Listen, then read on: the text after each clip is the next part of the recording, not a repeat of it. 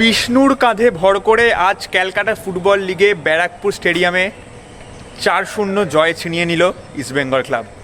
হ্যাঁ দর্শক বন্ধুরা, আজকে ব্যারাকপুর স্টেডিয়ামে সিএফএলের সেকেন্ড লাস্ট ম্যাচ ইস্টবেঙ্গল খেলে ফেললো জস টেলিগ্রাফের বিরুদ্ধে, জিতল 4-0।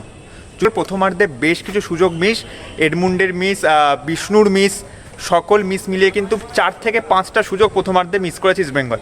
কিন্তু দ্বিতীয়ার্ধে কিন্তু যখন প্রথম গোলটি করে 68 মিনিট পর্যন্ত কোনো গোল করতে পারেনি ইস্টবেঙ্গল, তখন কিন্তু বিষ্ণু একটি অসাধারণ গোল করে দলকে এগিয়ে দেয় এবং তারপর একে একে এডমুন্ড গোল করে এবং তারপরে সায়নের গোল এবং শেষে একদম অতিরিক্ত সময় কিন্তু গোল করে দলকে জিত নিশ্চিত করে দেয় এবং কফিনের শেষ পেরেকটি পুজো দেয় মনোতোষ মাঝি, যিনি সাবস্টিটিউশনে নেমেছিলেন। তো এই তো গেল ম্যাচের কথা। আপনারা তো শুনবেন যে এই ম্যাচের পরে দুই দলের সহকারী কোচ কি বললেন। হ্যাঁ, দুই দলেরই কিন্তু যে প্রধান কোচ আসেননি কোনো কারণে, কিন্তু সহকারী কোচ এসেছিলেন এবং আপনারা তার কথা নিশ্চয়ই শুনে নেবেন।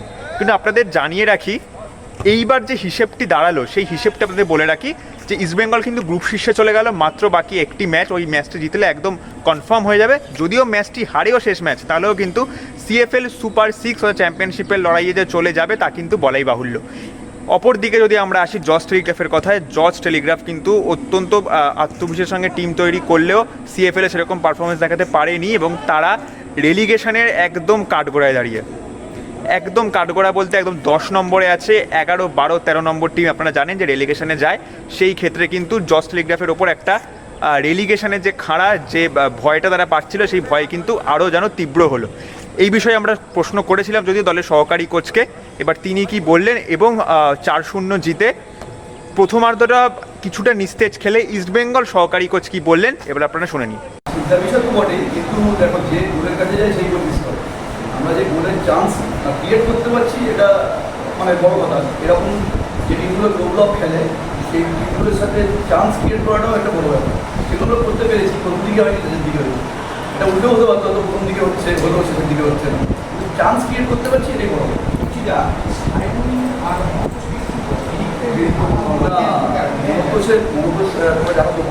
ম্যাচ খেলে নিজেদের জন্য, নিজের বাইরে ছিল, ওকে আস্তে আস্তে ফিট করা হচ্ছে। এই জন্যই সায়নের একটা আই ইনফেকশন ছিল, ওই প্র্যাকটিস করতে পারিনি।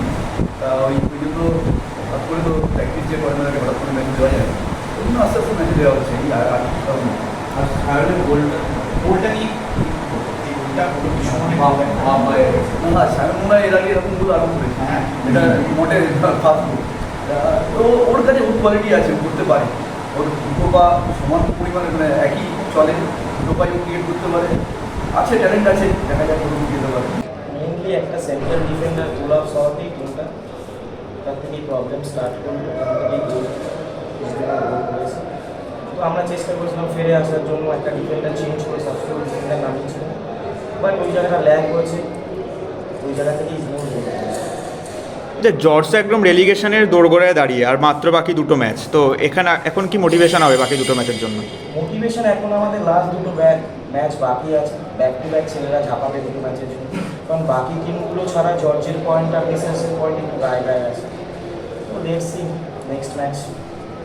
আপনারা নিশ্চয়ই শুনে নিলেন এতক্ষণ ধরে দুই দলের সহকারী কোচের কথা। আপনাদের আরেকটি তথ্য দিয়ে রাখি যে আগামীকাল যে মোহনবাগান বনাম ক্যালকাটা কাস্টমসের ম্যাচ আছে নৈহাটি স্টেডিয়ামে, সেটা কিন্তু অত্যন্ত গুরুত্বপূর্ণ হয়ে গেল ইস্টবেঙ্গল গ্রুপের কাছে। কারণ কি, ওই ম্যাচটি যদি মোহনবাগান জেতে তাহলে কিন্তু মোহনবাগানও লড়াইয়ে পুরোভাবে ঢুকে যাবে চ্যাম্পিয়নশিপে। সেক্ষেত্রে কিন্তু ক্যালকাটা পুলিশের এবং সুরুচির দুই দলেরই চাপ বেশ বৃদ্ধি হলো, এতে বলাই যায়। ইস্টবেঙ্গল জিতে আজ কিন্তু প্রায় কার্যত কিন্তু কনফার্ম করে এলো চ্যাম্পিয়নশিপ বা সুপার 6-এর জায়গা। ব্যারাকপুর থেকে সাগ্নিক দত্তের report, inside sports Bangla, Kolkata.